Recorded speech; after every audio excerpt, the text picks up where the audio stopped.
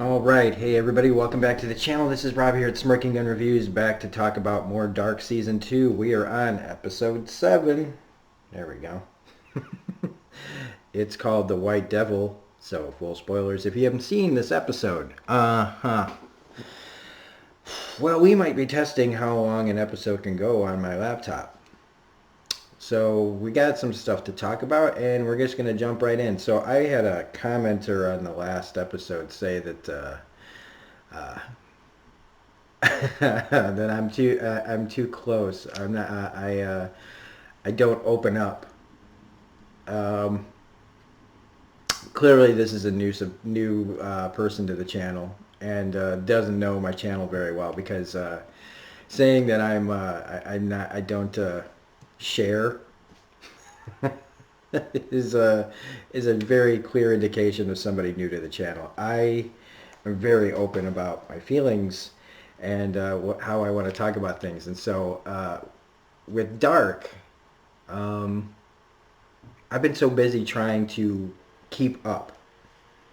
This isn't like The Expanse, where I was coming into something that was established for a few years and I was able to pick up on because I really, really dug the story from right away. And it's not like shows that I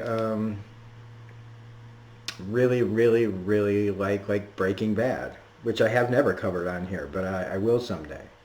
Where it's not like the video I made about my problems with substance abuse in the past, where I really opened up. This show is hard for me to review. If you're new to the channel, here's a little, opening up. I try to bring myself and my personal take on a show and each episode differently. Each show and movie I try to come at from a different standpoint. Each thing makes me feel a different way. Dark is a show that has an incredibly cool story. It has a great concept. My problem with Dark, especially in season 1, was that there were so many different versions of the characters running around that it was hard to focus on feeling about the story and more like trying to understand what's going on. Like, okay, who's that? Why are they connected to this person? This person from 87 is hanging out with somebody from 1921. It's a lot. And I don't really feel like, if I was going to talk about the overarching themes of life and the universe and everything else, I would be doing that. But I don't feel that from this show. This is a show about a bunch of people who discover time travel and fuck up even worse. This show is about, to me, like human nature and how, what do people do, would people do with time travel. And this is a great episode to talk about that, because in this episode we get to see somebody just be completely shallow, hateful, evil, and using a kind of a new technology that could break the universe to selfishly and hatefully, corrupt that kind of opportunity. Hannah has been a troubled and troubling character from the beginning. I thought she was just a lady who was having an affair with a guy, but over the course of the 2 seasons, we've seen that she really only gives a shit about herself and what she wants. And she somehow, in this episode, takes a universe-changing piece of technology and uses it to just be petty and small and shallow and hateful, man. Just so hateful. And I guess, like, if you're looking for good subversion of expectations, this show is delivered on that front, because I thought she was going back there to save him. I thought she was going to try to be the hero, to show Ulrich, I came for you, and now I'm getting you out of here. And instead what it turns into is her, as soon as he says, shows concern over his family, and he's really upset. And I also want to mention to somebody else who commented about Ulrich's state of mind and why he flipped out. I was kind of dismissive of it because I feel like if you're really trying to get out of there, you need to be calm. Well, I guess the choice of this character that they chose would be that he'd be freaking out. And so he is freaking out. And I guess I would be freaking out too at this point. And if you saw somebody from your time, you would want to know, like, is everybody okay? It shows that Ulrich, while he's made mistakes and has not been a good husband or father, he sees now in the situation that he's in what's really important. Important enough to even lie to her to get out. But it's a real obvious lie. And she knows it, but she still chooses to, instead of doing the right thing and saying, look, I got to get you out of here, this is just insane, she decides to leave him there, punish him for not choosing her in her brain. Maybe he does love her more than Katerina, but they're all a part of his life, and she can't accept that. And it makes you wonder, like, where did Jonas get his goodness? And I guess it's all from Mikkel, because maybe there's more that we're going to find out about Jonas, through the Adam character that he becomes, that maybe Jonas isn't as holier than thou as it seems. I'm not going to say holier than thou, just as good as he seems, or as earnest and wanting to do good as it seems. But Hannah, now it even seems like she's staying in 1921. So then, okay, and she also has this kind of thing where she's looking at Teitelman kind of like, maybe I can start over with you. And so that opens up a whole new bunch of stuff, because she's there with the time machine, and it doesn't seem like she's going back with it. So boom, we've already lost one time machine. I mean, I know they're all running around out there. I mean, Magnus and them have one too, and I guess Jonas probably does. It's starting to get, see, again, it's hard to keep track of all this stuff.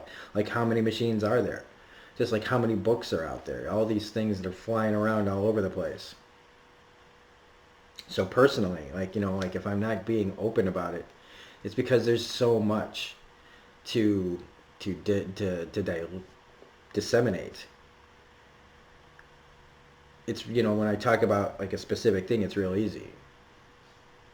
But I mean, the show, like if I wanted to get all, I don't know, deep about it, real deep about it, I'd be reviewing Chernobyl right now. I didn't review Chernobyl because I know the story of Chernobyl, and I know I'm enough of a history buff to know Russians covered up some really terrible stuff, and a whole bunch of people died, and it's an important story to tell, but I know it. I don't know the story of Dark, that also deals with nuclear power plants. And so I'm talking about this one, the one with the sci-fi elements and stuff.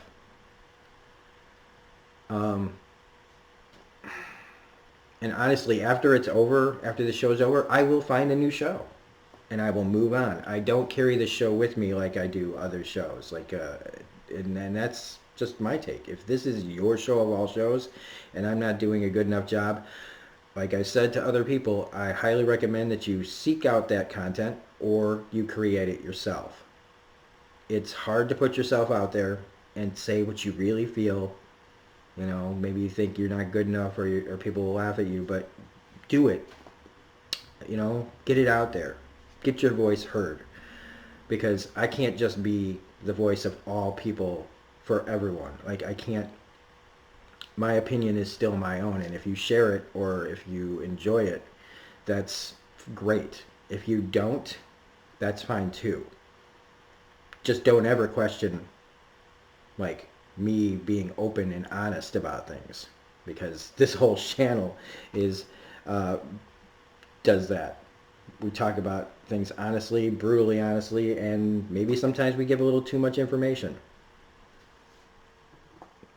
I mean, I take things so much to heart that here I am talking about this during this video, which is probably annoying some of the people that actually wanted to come here and talk about the episode, which we're still going to be doing, which I think we just did. It's just I take a lot of things to heart, and I don't know, but I'm getting over it. So anyway, if you like these videos, great. I'm glad to, but don't expect me to regurgitate your opinion back at you. You're getting my opinion, and you're getting my take on it. Like I said, create your own content if you're that passionate about Dark. Because I would watch it. I want to know. That's why I look at every comment and try to, respond to everyone. Because I want as much information as I can. And I've been getting a lot of it from all the community. It's been really great. And so this is kind of like one of the only negative-ish comments I've gotten, and that's why I'm addressing it. Because look at the rest of my videos and tell me that I don't share or open up enough. Maybe a little too much. Anyway, so in a lot of ways, I feel like Hannah is her own white devil. And Claudia, her self-fulfilling prophecy, I mean, again, everything's eventual. Every time somebody tries to do something, they end up creating the thing that they were trying to prevent. It's a predictable through line that is getting a little tiresome, in my opinion. Because it's just been over and over and over. Everybody banging their heads against the wall, like, how do I fix this? How do I fix this? It's like, you can't. You can't really.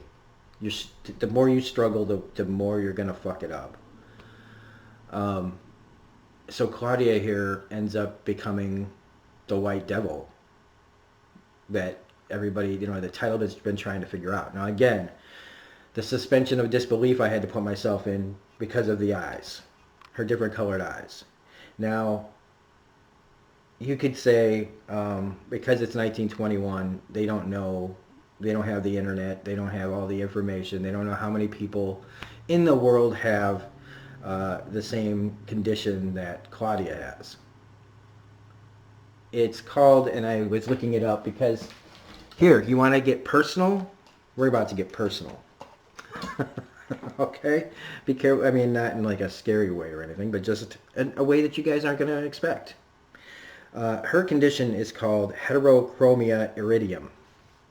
It's genetic in humans, dogs, and cats. And what does it say here that I was looking up? About 200,000 people in the United States have it.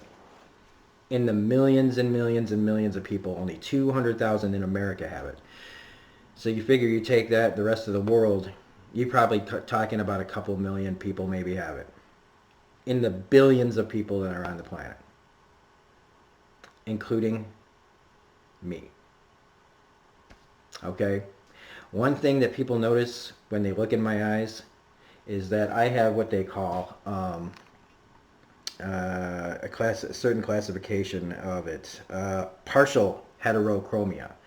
In my one eye, I have, like I've said before, my eyes can sometimes look weird on the camera. It's because one of my eyes is brown and blue. Okay, and people notice it. It's a standout thing. So when you see it, you go, oh, I know somebody else that has that. If once you see somebody with it, it's one of those odd things that you can recall about somebody. And so for Titleman, when I watched this, and throughout the years, him not figuring out that it's the same person until the end is like, duh. And maybe the writers don't know that, So there, I'm opening up right there. Is one of the reasons why I've been frustrated is because since I don't suffer from it. It's not harming me really in any way. It's always a nice talking point.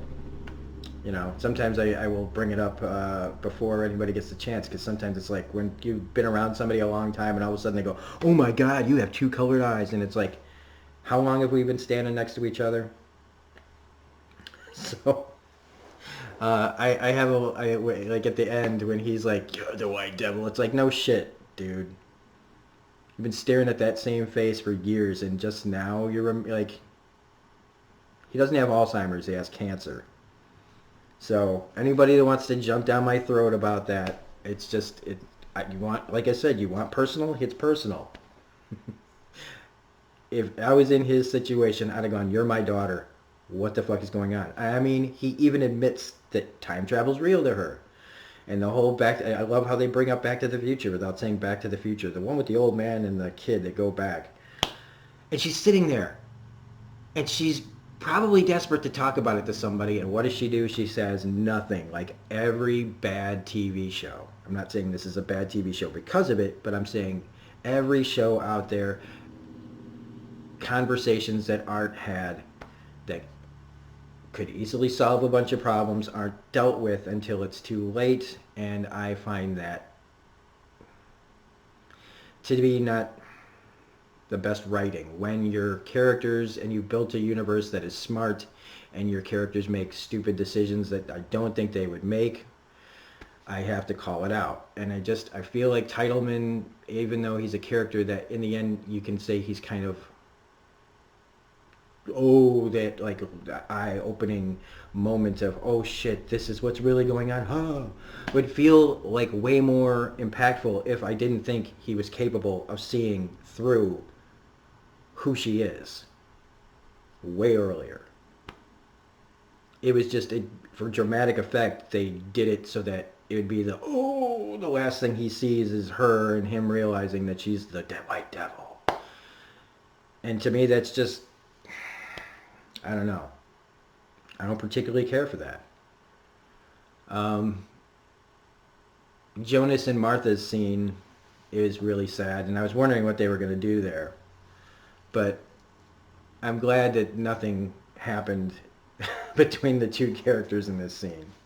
I also want to mention the beginning of this episode. I love how it's showing what is really important to each character, the things that are haunting them. So you see Adam, and he's got Martha sitting there, and you think, oh God, what happened? How did Martha get there?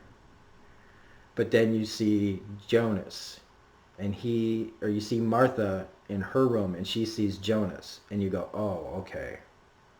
He's not really there, but it's who's on her mind. Then you get to Katerina, or actually you get to Hannah first, and you see Ulrich standing in the doorway. So she's obsessed with Ulrich. You see Katerina, and you think maybe it's going to be Ulrich, but no, I was like, nah, it's Mikkel all the way. Showing what each person is haunted by, and what their obsession is, and what they care about. And then you get back to Adam, and you see that there's nobody there. And so, like, the things that they lost, the things that they yearn for, are those representations. And so I did like how Martha reacted to Jonas, instead of like, ugh, like realizing what he's been going through all this time and the suffering he's probably had. Now, Katerina wouldn't understand that because she's being a mother.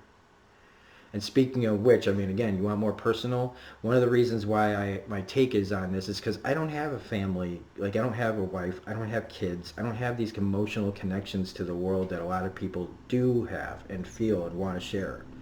I have a fragmented family that has been blown the fuck up over the years. And so I'm coming at this from the standpoint of somebody who wishes he had people to feel this way about. And I don't. So I come at it from a person that's always on the outside looking in. So when I see mother characters and father characters reacting a certain way that I go, I wouldn't react that way, it's because of how I am, who I am.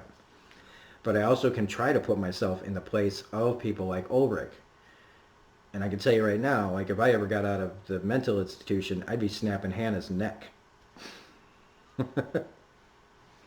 And maybe that's why one of the reasons why she stays back in 1921 is to keep an eye on, to be close to Ulrich, still in some sick way, knowing that he's near, and that she could get him out probably if she wanted to, but she chooses not to. That's just really messed up. The stuff with you know, Magnus and them having a time machine, you know, they're clearly going to try to do something.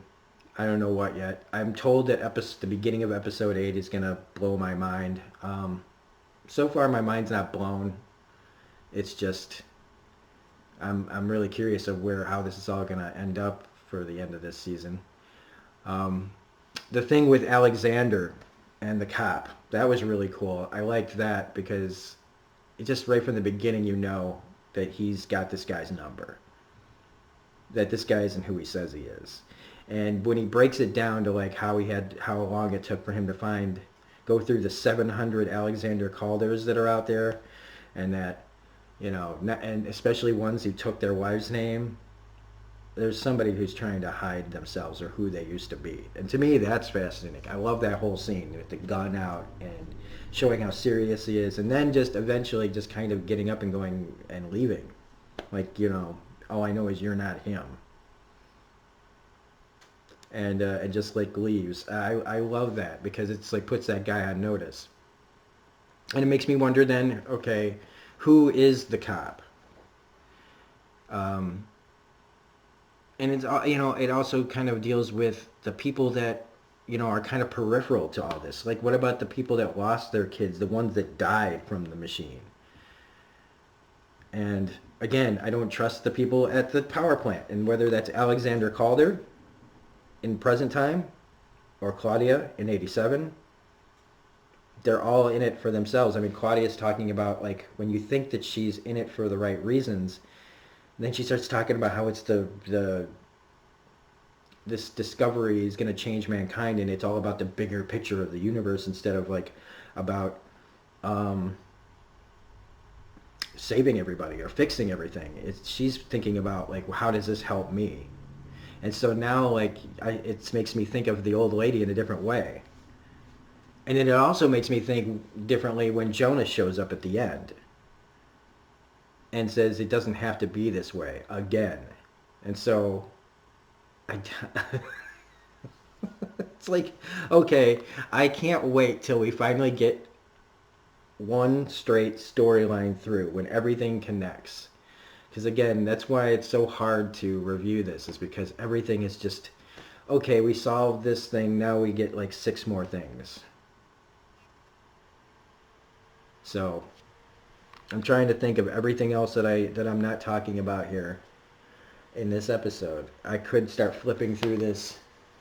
But I mean, it looks like Katerina wants to go get Mikkel, right? But again, it's going to be one of those situations where she's not getting him back. I mean, the bigger picture still hasn't, the way to do it hasn't been, to me, successfully talked about. And before I ramble anymore, I mean, this is a pretty solid episode. I really like it, but I'm being honest, it's starting to get a little too... Everybody's motivations are all so selfish, except for the kids, Katerina, and I don't know. I guess maybe selfish isn't the right word, but just it's such a human way of doing things. I guess in America this probably would go down the same way. Like it'd be written the same way. But in the end, it's like, why shouldn't we have time travel? Because of people. Because we can't be trusted with things like this. Because people like Hannah would do what Hannah's doing.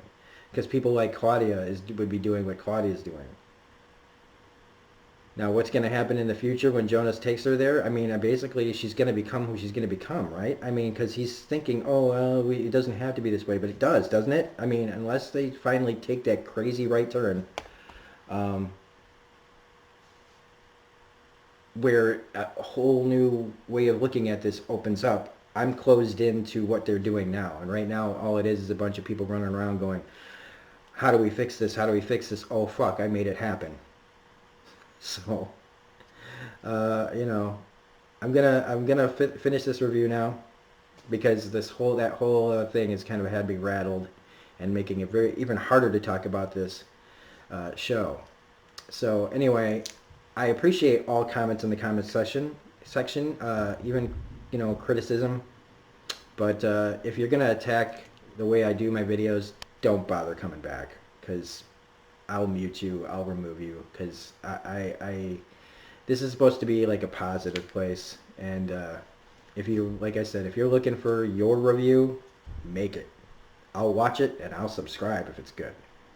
So anyway, that's all I have to say about this. And I'm sorry that that comment has kind of had me sidetracked. But I feel like, in a way, maybe I'll get better at doing what I do.